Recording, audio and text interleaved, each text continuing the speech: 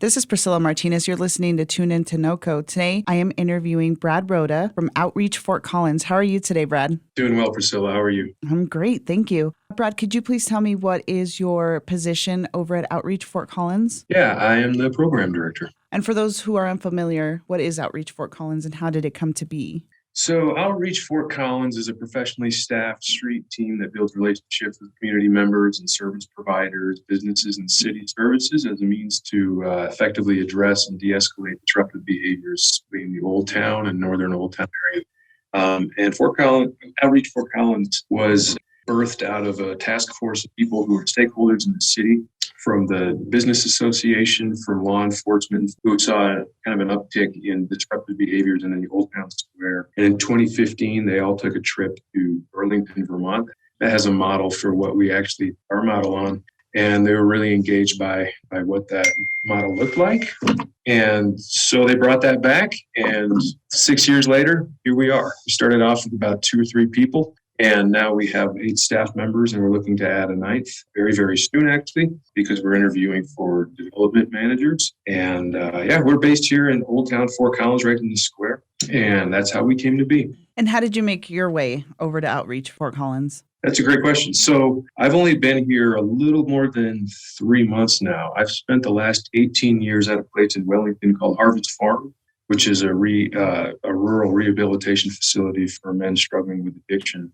I was the operations director there, and I also worked with Fort Collins Rescue Mission because they're all run by the Denver Rescue Mission. So just last year, I decided I want to make a change, not for any negative reasons at all, but I wanted to try something new and learn something new and kind of try to step out a little bit and squash any sort of prevailing fear that I might have about moving forward in my career. And here I am having a discussion with you right now as the director of Outreach Fort Collins. That's great. Sometimes we just need change and it makes us grow, and learning is great, and learning something new. So that's awesome. Right. I was, I was saying to a lot of my colleagues up at the farm, I feel like I was doing a pretty good job of maintaining my work, but I didn't feel like I was doing a good job of creating new vision. Mm-hmm. And I felt like as a result of that, I was kind of stagnating just now. But even personally. So I think it was a good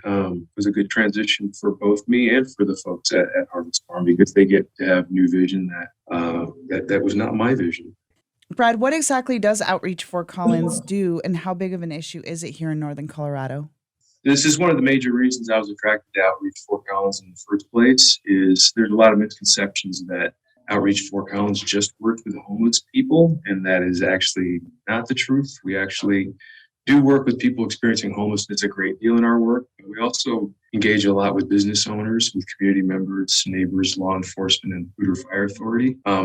That means sometimes we de-escalate behaviors when there's problems downtown. Sometimes we get to go to a local business or a local event and do education on de-escalation, on homelessness, on addiction issues. And one of the things that's been a personal highlight for me, frankly, in the last 3 months has been our partnership with the District 1 Police Department here in Fort Collins, who've proven themselves to be, in my experience, just a magnificent group of men and women who work with compassion and empathy and have the best of our community in mind at all times. That's great, Brad. In your time with Outreach, how have you seen it make an impact here in Northern Colorado? Well, I have a data that is really boring, and I'm not going to bore you with data. I see it make an impact because in the first month or two that I was here, one of my main priorities was getting to know the stakeholders and getting to know the people that Outreach Fort Collins has engaged in throughout the city. And that means not just, like I said, not just the population of folks experiencing homelessness, but I went to as many businesses as I could and got to introduce myself to staff there. Like I said, law enforcement and fire authority. And everybody that I speak to has, and I'm not tooting our horn. Like everybody that I speak to just has really, really wonderful stories about how Outreach Fort Collins has helped them when they found themselves in a confusing situation, when they found themselves in a pickle and they didn't really know what to do. And they called us, and members from our staff can get over there very, very quickly and not only de-escalate a situation, but we always follow up with business owners and with other partners who gives the initial phone call. We kind of go through and decompress what happened, what the next steps were, and kind of just to summarize any sort of connections we had made with the. It's funny, like one of the things that when I speak to friends about us, it sounds almost like an evasive answer, but there are actually a lot of issues that take place in Old Town that actually don't become bigger issues because of the work of Outreach Fort Collins. So they never reach something worse, and then exactly we never find right, out about exactly them. right. We never find out. Right. Without sounding too hyperbolic, I kind of think about it in the same way that I think of people who do homeland security for the United States. Is they nobody knows who they are. Yeah. Nobody knows where they work or why or when, but there are a lot of things that don't happen as a result of their work. And I kind of see similarities on a much smaller scale, mind you, and with much less funding. Exactly. Oh yeah. Yeah. So that's a long answer to your question, Priscilla. No, with that also kind of comes my next question. Like, and you don't have to, name any names or anything, but do you have any personal stories that you would like to share? Anything that has really that you carry with you or has really impacted you? Yeah. Well, frankly, we just had one last week. That really kind of shows the strength of our team. Is there was a guy who was notified that he was actually, through a lot of our efforts, frankly, he was notified that he was eligible for housing. And the problem was nobody could actually find where this guy was because he was itinerant. He was staying in a shelter, and then he was kind of roaming the city throughout the day. Oh, man. And he needed to be at a certain place to sign a lease at a certain time. And so we kind of sounded the alarm here at Outreach, and we all went and hit the streets. And long story short, we got him located. We got him to meet the appropriate people with the appropriate paperwork, therefore signed as a result, and he is in housing as we speak. Oh, Brad, that's amazing. That's a victory. Wow. I just, if nobody would have done anything, then he'd still be out there. Yeah, and that's the other thing too is a lot of us who aren't in the situations that people experiencing homelessness are in, is there's a lot of anxiety and a lot of stress behind this kind of stuff. Moving from a sheltered life or a life in a shelter or outside into housing can be pretty traumatic for a lot of people. And for those in need of assistance, what are the steps? How can they reach Outreach Fort Collins? Well, we have our website, which I wish I could take credit for, but a lot of it was actually established when I started about 2 years ago. And that is at ftcollins.youtube. And that has resources not just for business owners, but also for the community and also homelessness resources. And you can always call us at our office at 970-658-0088. And if we're here during business hours and that phone rings, we immediately stop whatever we're doing and we answer that phone. Your answer might be the same for this, but for any listeners who want to get involved, how can they donate or volunteer for Outreach Fort Collins? Yeah, great question. So ways to support and engage with Fort Collins financially it's going to be on our website at outreachfortcollins.org on the support page. As of now, we don't accept volunteers.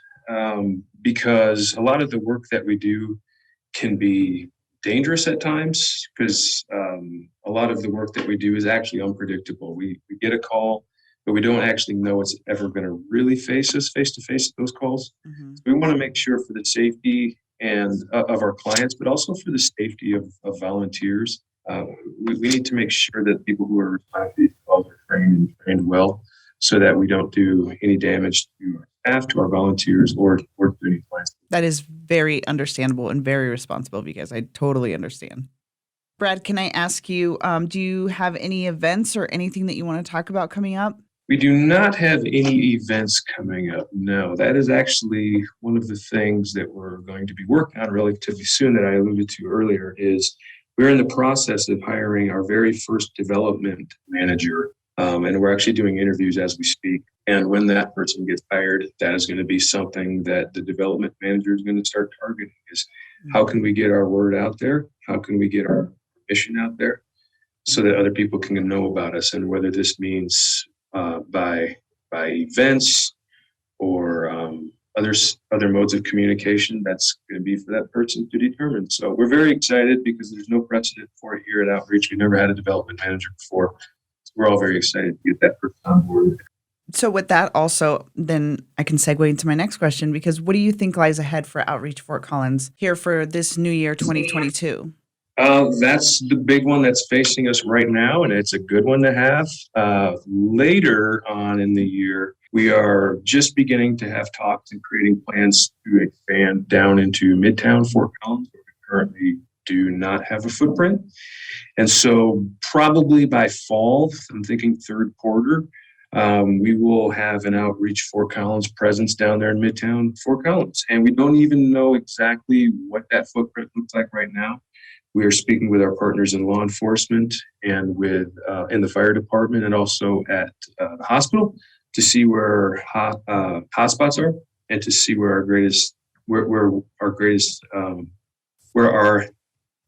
greatest need might be, so that we can respond to the community in the places where we need it most instead of being in some sort of random area.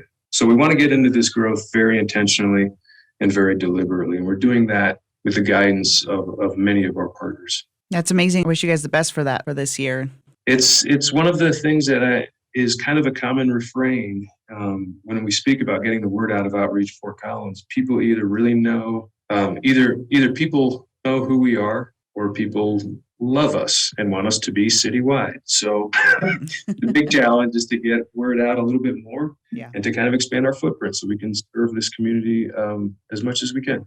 And that's possible. And obviously you guys are going to work on it, and it's going to be great. Yeah. And I walked into an amazing team. So to be able to say that is one of the more gratifying things. Yeah, that is not a bad problem to have. Not a bad issue. It's not a bad issue to have. And is there anything else you want our listeners to know? I think one of the biggest things that I'd like listeners to know is there are a lot of questions about people experiencing homelessness. There are a lot of questions about people who are suffering with addictions. One of our roles at Outreach Fort Collins is to educate people. And I feel like it's actually a big a drawback in our community, in our society as a whole, is people make assumptions about how homeless people or addicts have failed morally as human beings. And one of the things that we want to try to dispel is that myth right there. A lot of these folks have had traumatic experiences since they were children. And it's very difficult to put ourselves in their shoes.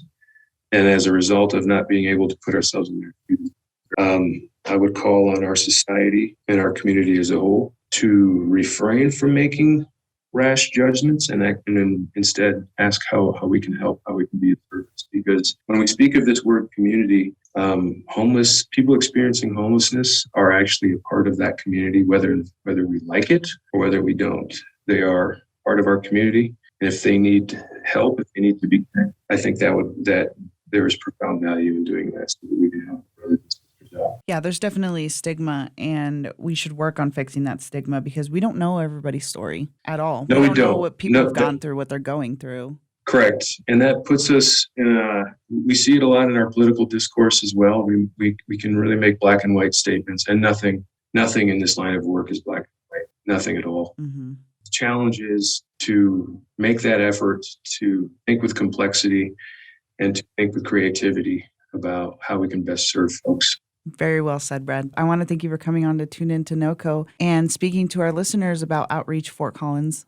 Thank you, Priscilla. It was a pleasure.